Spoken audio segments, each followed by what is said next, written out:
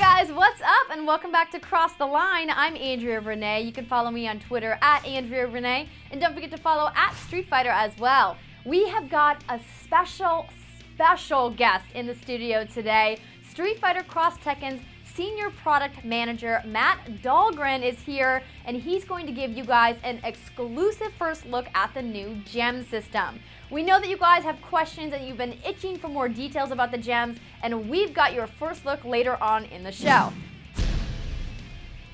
So this is the point of the show where we talk about the contest. That's right, the Facebook contest on our Facebook page, facebook.com/StreetFighter. You guys put up some really awesome photos for round 2 for the Crossing is the New Planking contest. And now round 3 is open and it's called War Paint. We need you guys to use your computer's paint program and draw some of the most awesome knockouts you can using at least one Street Fighter character and one Tekken character. They can be anywhere, doing anything, as long as your team is delivering a severe smackdown to the other guys. Keep it clean, you guys. We don't want to have to censor anything, but do be as creative as possible. Submissions end on Christmas night, and voting starts immediately after, so you still have some time to get your creative juices flowing. If you want all of the details, head on over to facebook.com/StreetFighter. Last week, we started doing giveaways right here on Cross the Line, so now it's time for me to give a big congratulations to the Squee Man for winning last episode's giveaway with this comment. He said, "I'd be Warang and I would punch everyone who can't say my name correctly in the face. I mean, with my feet, because I'm not really known for my amazing punches." That's definitely true, and people do say it wrong. I probably even just said it wrong. We've got some more of those exclusive Street Fighter X Tekken Bobble Buds to give away. All you guys have to do is subscribe and leave a comment answering this new question. Which character are you still hoping to make the final Street Fighter X Tekken roster, and why? I know you guys have lots of thoughts about this, so I'm looking forward to reading them in the comments. The winner will be chosen at random, and we're also going to start doing giveaways on our Twitter page, so make sure you're following at Street Fighter for your chance to win. Earlier on, I told you guys we're giving you an exclusive first look at the gem system, and now it's that time. So let's head to the studio with Matt Dahlgren from Capcom to see what this gem system is all about. Today, we have a very special treat. We have Matt Dahlgren in studio with us. He's the Senior Product Manager at Capcom, and he's here to give you guys an exclusive look at the new gem system for Street Fighter X Tekken. Thanks for coming by today, Matt. Thank you for having me. I know everyone's very excited to get a look at the gem system, but before we get to that, you have been doing fighting games for a really long time. That is true. I've been playing fighting games now for about 15 years. Been a very big, avid fan. Back in the day, I was an active part of the Tekken community back when Tekken Tag and Tekken 4 were in their heyday. I also did a lot of tournament organizing for Super Smash Bros. Melee back when that scene was just starting to find its legs. And I managed to land a job at Capcom, which is pretty much my dream job. I think any fighting game fan would love to work for Capcom. That is true. It's very nice to be able to work on product that you legitimately care about, and Capcom is the place to be. So I'm very excited to be here to show you guys the gem system today. And I know the fans and the players are definitely excited to get a first look at it as well. So before we get into specifics, give us just like an overview of what the gem system is. Okay, so the gem system is an innovative new feature that we're pushing for fighting games, and it allows for a higher level of customization than people have ever been able to experience before in a fighting game. Now what's cool about this is it's a good way for casual players to kind of improve on their weaknesses, but it's also a system that can be used by hardcore players to take their game to the next level. And the way to do that is between the balance between assist gems and boost gems. So what we're going to be showing you here today is all of the gems that come standard with Street Fighter X Tekken. Now there are ways to get additional gems. We have announced pre-order incentives. We're going to be putting all that information up on Capcom Unity today, and we're basically unveiling the actual details of each of these gems. So definitely check out the post, go look at them in detail, and you can use that to kind of inform your decision on where you want to pre-order. And you guys can also get extra gems by getting the special edition of Street Fighter X Tekken. That is true. So the special edition has all of our pre-order incentives all in one. So the game comes standard with 57 gems. If you get the special edition, there are 45 additional ones on top of that, only a $10 increase, so that's a lot of DLC content right there. No, that's fantastic. Yeah. So let's get into some specifics. I mean, people have lots of questions about the gems.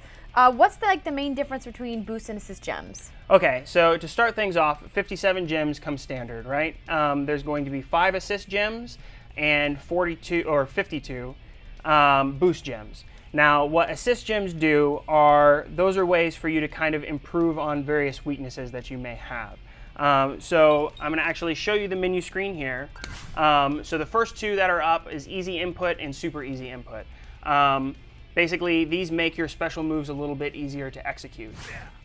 So in super easy input mode, it only takes a single direction and a button press to be able to execute a move. So if you just press forward and punch or back and kick with Kazuya, you can execute these with the greatest of ease. And what that allows you to do, or it allows new players to be able to focus more on trying to set up the specific attacks rather than having to manipulate the actual control scheme to begin with.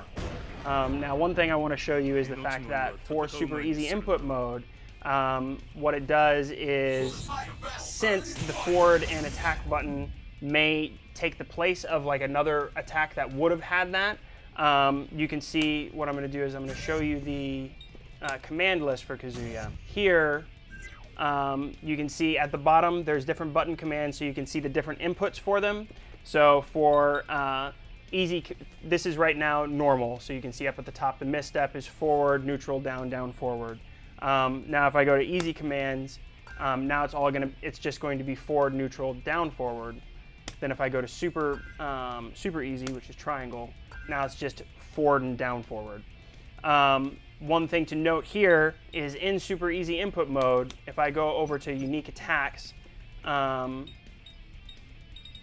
you can see down here there's a whole bunch of attacks which are listed as cannot be used. And right. That means that those are attacks that start now with something that's going to activate an actual special move instead of one of these normal moves. So you can see going to easy commands, they all come back because the easy commands are a little bit harder to do. So people may think that may be overpowered, but one thing that people aren't taking into consideration is that all assist gems have drawbacks associated with them.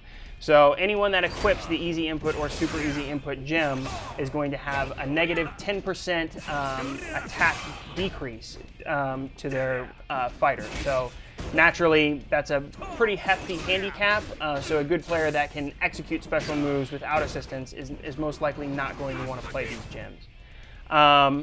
The other gem that has a 10% attack decrease is going to be the cancel assist, which you can see right here. That makes your special move cancels a little bit easier to do, so players that are going to start being able to string combos together, this is a good thing for them to equip to make that a little bit easier. And I've noticed that these don't have any conditions, so they're active from the beginning of the match? Yes, so assist gems are active all the time, and the drawback is active all the time at the same time as well. So you're always going to be doing 10% less damage in your battle if you have an assist. Definitely something to take in consideration when you're equipping assist gems, for sure. For sure, yeah.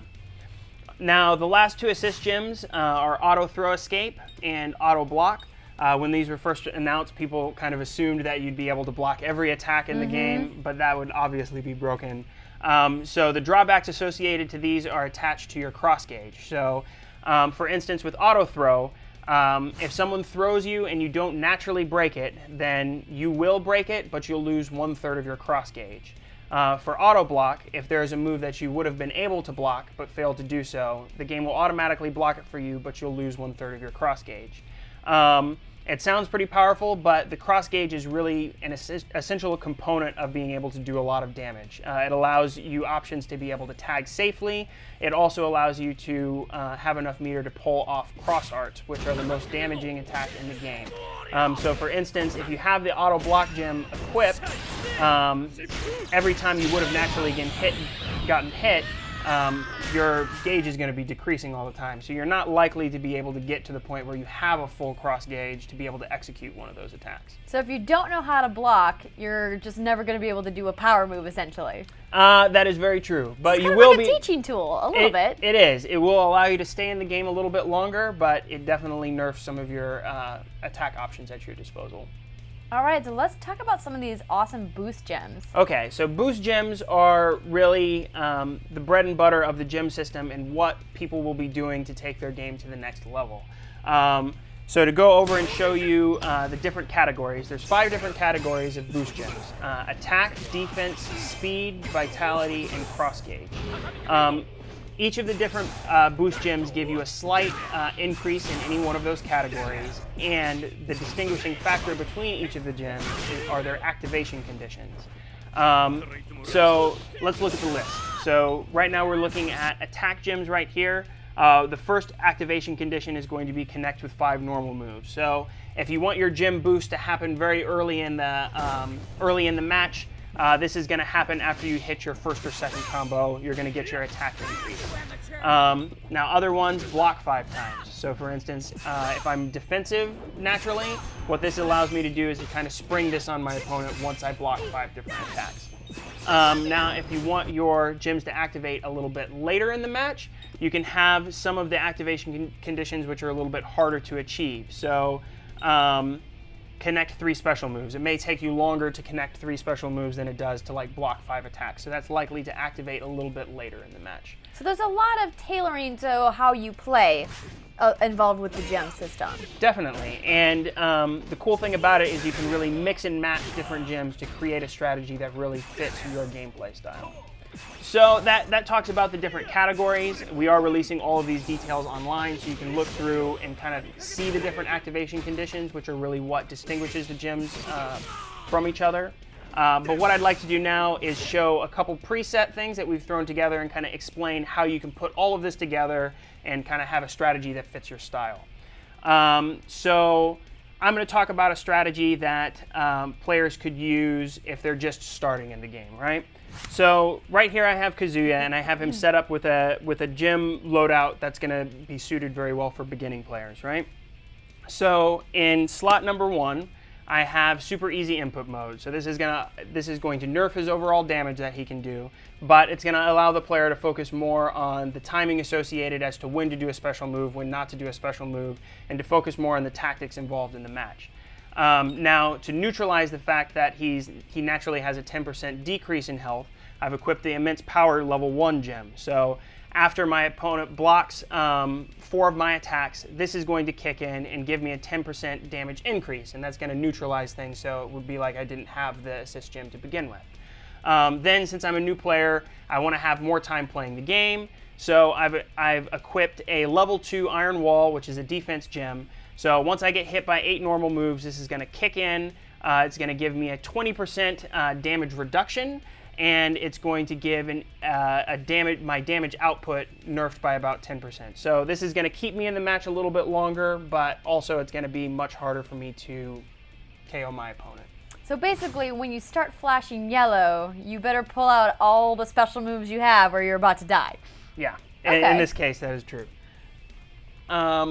So that's a gem loadout that works well for beginners. Let's go for a different strategy. So on Ryu, I have a different loadout. So what I've done is I've stacked both my speed gem and my cross gauge gem, both to have the same activation condition, which is connect with 3 special moves. And those are both going to kick in at the same time. So for instance, I would play with Ryu. I'd throw 3 fireballs. Once my 3rd fireball hits, then both of these are going to kick in. Since I have my added speed increase, I'm going to be able to build cross meter even faster. Then what I'm going to have is in the number 3 spot, I have connect with 10 normal moves, and I have a level 2 immense power gem. So that's going to give me a plus 20% damage output for 15 seconds. It will nerf my speed for by 10% for the same amount of time, but once I will have been able to accumulate enough meter to get a full cross gauge, then I can activate my immense power gem, hit something very powerful like a cross arts, and that's going to likely finish off your opponent. So that shows something for a little bit intermediate. Now I'm going to show kind of how you can set a trap for your opponent. So I'm going to go select Ken here. Now one of the things that's interesting about the gem system is when you start a match, you can see what gem categories that your opponent has picked, but you can't see their actual activation conditions. That's hidden, and only you know that. So what I've done with this loadout is I've stacked all 3 of mine to be the same condition. So I've got an attack, speed, and defense boost, all which are going to give me 10% right when I block 5 times. So if I start the match off playing a little bit defensively, once I block 5 times, I'll activate all 3 at the same time, giving my character a very strong boost, which then will allow me to kind of pounce on them and catch them off guard. So you can see with those 3 different loadouts, which I've explained, a lot of different variety of tactics that you can use utilizing the gem system. Everything all ends up being between like a 10 to 30% stat bonus, so it's not going to be overly overpowering, but it definitely will affect the way that people play your characters. Now, how many different custom loadouts can you have per character? So you do everything through the customize screen, which I just showed you here. Every single character has 2 different save slots. So you can have kind of a primary gem loadout and a secondary gem loadout. And you select between those on the character select screen. So I know a lot of people, when you guys first made the announcements about the gems, were concerned about the ability to not have them equipped. Is it true that it's mandatory to use the gems? It is actually not true. So you can unequip gems if you want to, but the gem system is a very fundamental part of the game. So it's going to give you various stat increases, so there's not really any reasons that you're going to want to take that away from you. But players can unequip it if they want, but if they're going to be playing online, there's not going to be any sort of sorting to allow you to play with other non-gem players, because we do feel the gem system is a critical part of the game. So basically, if you don't want to play with the gems, you're just forcibly giving yourself a handicap. Exactly. So now that you kind of have the lowdown as to how the gem system works, let's jump into a match and we can see it in action, and I'll explain what happens as it goes along. All right, I'm ready. Let's get some gem action on. Let's do this. All right, so at the bottom of the screen, you're going to be able to see the different gem indicators right next to the cross gauge. On the right-hand side, you can see that the assist gems are always actives, which is why they're continuously blinking. All right, now we can start playing. So right now with Ken, I've got my trap set up. So if I block a few moves, then I'm going to activate all 3 of my gems at the same time, which I just did right there. And spring on your opponent. I'm going to want to take advantage of this as much as I can. Oh, that just got hit. Until that runs out.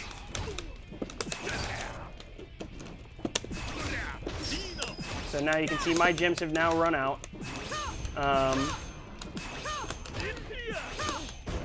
Taking very good advantage of that easy input mode, putting the pressure on. Got the double palm down. That's right. All right, right now you can see you have a attack gem which is enabled, which is why your character is glowing red. I'm tagging Ryu in. None of my gems are active just yet. Good tag.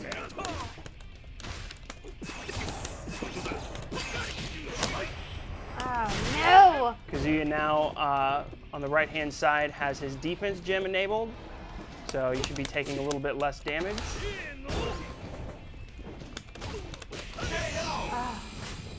That was a good one, though. I'm getting distracted by the T-Rex in the background. I know.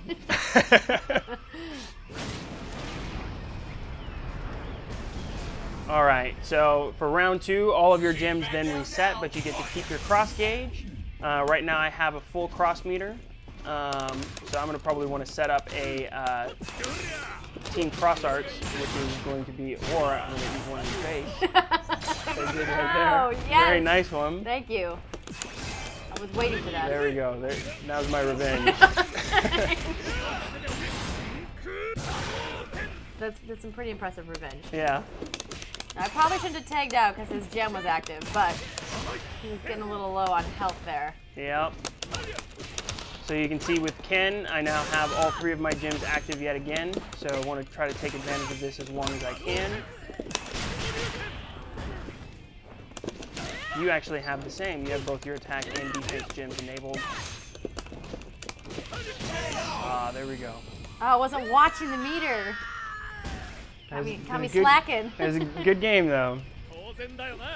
All right, so you guys just got an amazing detailed look at the gem system. Matt, thank you so much for coming by today and showing it to us. I know the folks out there probably want to know when they can get their hands on the gem system. So what I showed you today is a sneak peek. We are going to be taking the game around with the gem system enabled in January timeframe. In true Capcom fashion, we'll try to take it to as many events as possible to make sure people can get their hands on time with it and get themselves familiar with gems. That does it for this episode. Big thank you to Matt for dropping by and giving us a better look at the gem system. I know you guys had lots of questions, so hopefully most of them were answered. Don't forget to rate, subscribe, follow us on Twitter, and like us on Facebook at facebook.com/StreetFighter. We'll be taking a little bit of a holiday break, but we'll be back in the new year on January 5th. Until then, happy holidays, and don't forget your Street Fighter X Tekken pre-order. I'm Andrew Renee, and I'll see you guys in a few weeks right here on Cross the Line.